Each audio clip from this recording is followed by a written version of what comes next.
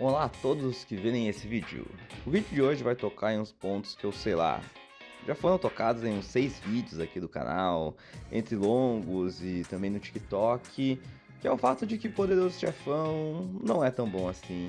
E dessa vez vai haver um confronto direto, mas não direto de comparações que apenas tem a ver com o mesmo gênero ou da mesma época, que fale de descendentes de italianos ou de descendentes judeus, dessas comunidades que foram criadas nos Estados Unidos a partir de imigrantes. Por sinal, tem um filme do Stallone que trabalha com alguns temas de Poderoso Chefão muito melhor. Assistam Paradise Alley. Mas agora iremos falar de um filme que claramente se inspira na obra do Coppola e que tem até várias referências a Poderoso Chefão. Mas por meio dessas aproximações e referências, chega em lugares muito mais bonitos e mais bem feitos. E esse filme é The Yards. The Yards é um filme de 2000 dirigido pelo James Gray, que conta a história de Leo, um jovem que passou 4 anos na cadeia após roubar um carro. Personagem que, por mais estranho que pareça, é muito bem interpretado pelo Mark Wahlberg. Buscando uma nova chance, ele decide trabalhar com seu tio, um dos chefões dos metrôs de Nova York. Bom, o que aparentava ser uma possibilidade de futuro acaba sendo mais sujo do que qualquer máfia que ele poderia ter entrado. Parando o vídeo. Pessoal, o canal agora está como Seja Membro no YouTube, então se você quiser ajudar o nosso canal e ainda ter direito a recompensas exclusivas como vídeos extras todo mês, lives exclusivas comigo, grupo do Discord e também acesso a emojis exclusivos dos membros e selos exclusivos dos membros, pense em assinar aí o canal se você estiver com dinheiro. Vai estar ajudando bastante e vocês vão ter um contato mais próximo comigo, caso isso signifique alguma coisa. Enfim, pensem com muito carinho, gente. Eu apenas arranhei a superfície da sinopse desse filme. Não sei até que ponto isso é um problema ou não, mas é importante destacar que esse filme não é necessariamente sobre crime ou máfia, seria mais um filme sobre corrupção. E também é como sobre toda essa corrupção tem que ser escondida, ao mesmo tempo que tudo que vá contra as convenções estabelecidas também permanece o máximo de tempo escondido. Porém é no peso da revelação que mora o verdadeiro peso das escolhas dos personagens. Há uma diferença em expormos as contradições, os desejos proibidos e as nossas falhas em salas fechadas, durante a madrugada mais escura, em conversas individuais e principalmente naquilo que há de mais revelador do homem, o gesto. Mas há uma diferença quando optamos por expor esses problemas, colocá-los na luz. Ainda mais quando a luz é criada para que todas essas coisas necessitem da escuridão. O plano inicial do filme define ele por inteiro.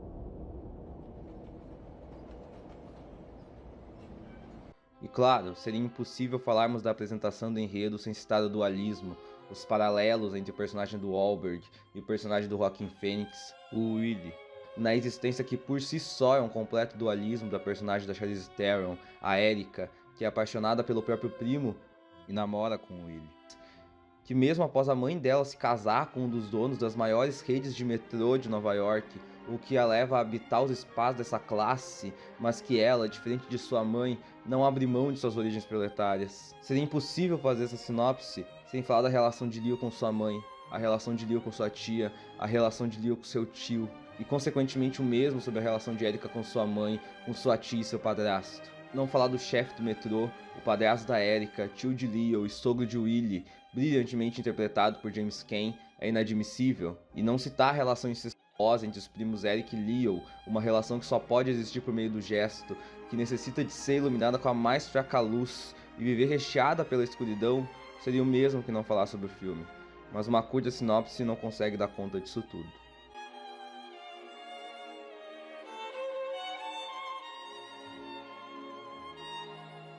I think it's fine for young people to out and out just rip off the people who come before them, because you do that, but you always make it your own. And I've seen movies that I could see are like somewhat inspired by movies I made. The fellow who saw a movie called The Yards. Oh yeah, I didn't see And, it. Very and Godfather. I they say. quite liked the film myself, you know, and I liked very much the filmmaker. And then it occurred to me, I said, well, gee, you know, certain things do remind me of my own film. I'm so proud. É sabido que o James Gray, diretor de The Yards, é muito fã de Poderoso Chefão. Uma influência principalmente temática e que se aprofunda mais a partir de Era Uma Vez em Nova York. Curiosamente, um dos piores filmes do Gray. Mas a partir dessa influência, mesmo que ele tenha apenas visto em Poderoso Chefão o que a mídia vendeu desde o lançamento do filme em 72, o Gray chegou a lugares muito interessantes. Sem dúvidas. Infelizmente, surpreendentemente, não há nenhuma entrevista ou algum vídeo do Gray falando sobre Poderoso Chefão. Ao menos eu não encontrei. E eu tenho certeza que o que ele teria a falar sobre Poderoso Chefão faria muita coisa do cinema dele ficar ainda mais interessante. Sobre as aproximações com o filme do Coppola, elas são obviamente muito perceptíveis, principalmente em The Yards. Até existe um vídeo no YouTube que compara lado a lado planos de alguns filmes do Gray com planos de Poderoso Chefão. Eu não duvido que Gray tenha se inspirado nesses planos para fazer os dele, mas isso não significa completamente nada. Mas enfim, é óbvio que a cena do hospital em The Yards irá nos remeter a de Poderoso Chefão.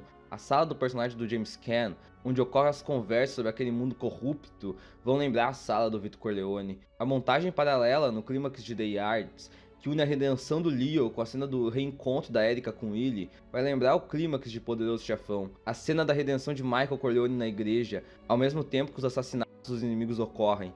Mas todas essas analogias e comparações estão em sentidos completamente opostos. O mais importante para perceber os sentidos de cada cena, bom, é só ver o começo de cada filme. Poderoso Chefão é a volta de Michael da guerra, voltando como herói, alguém puro que convive em um ambiente rico e completamente criminoso, um ambiente que é envolvido com todos os políticos e donos de empresa. Já The Yards é um garoto que não volta para casa como herói, volta com vergonha de ter sido preso. Tentará se redimir por meio do trabalho, trabalhando com os trilhos dos trens de Nova York, com seu tio que é visto como alguém limpo e um empresário decente. Porém, essa fachada esconde a corrupção do negócio, e devido à situação de sua mãe, Leo se vê obrigado a continuar no crime e ser parte da corrupção dos trilhos. Os paralelos são quase infinitos. Mas eu acho que o mais importante de todos esses paralelos é que se Poderoso Chefão filma os negócios criminosos da máfia como o mundo total daquela obra, de forma clara e entendível, já que é um filme que se passa apenas dentro da organização e não fala sobre nada que não seja sobre ela, The Yards parte do mundo que existe fora do crime, para falar de como o crime e a corrupção estão escondidos por ali, sempre à espreita, impactando tudo que ocorre. O personagem do James Caan não é um análogo direto ao de Marlon Brando. Ele seria muito mais um empresário que possui ligações com a família Corleone do que um mafioso. Porém, o lugar onde mais mora Poderoso Chefão em The Yards não são em cenas que possuem certos experimentos, nem em paralelos, nem em um gênero, e muito menos em planos parecidos. O que mais há, e provavelmente tudo o que há de Poderoso Chefão em The Yards, e talvez em todos os primeiros 4 filmes do Gray, é a atuação do James Caan, que em seus gestos e movimentos de rosto lembram a atuação de Marlon Brando.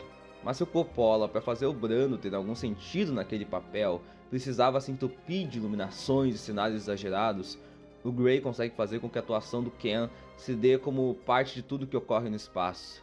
Gray mostra o detalhe sem cortar o inteiro.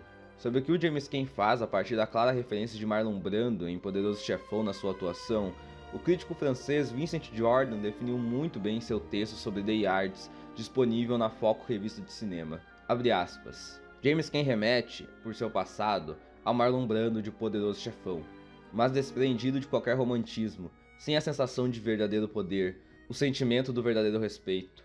Também não tem mais, felizmente, aquela aura romanesca que nós costumamos associar a esse tipo de indivíduos. Deixando algo bem claro, eu não odeio e nem desgosto de Poderoso Chefão. Sim, eu pego pesado, mas é que não é o filme que mudou a história do cinema, não é o maior filme do mundo, não tá nem entre os 5.000 melhores filmes já feitos. E daí, bom, alguém tem que falar coisas ruins desse filme, pelo menos uma pessoa.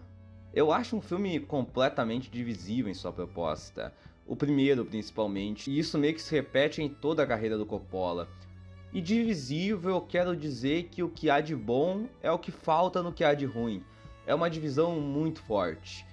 E daí, bom, eu teria que ver e rever muita coisa do Coppola para falar sobre, mas no Poderoso Chefão 1 é muito claro isso pra mim.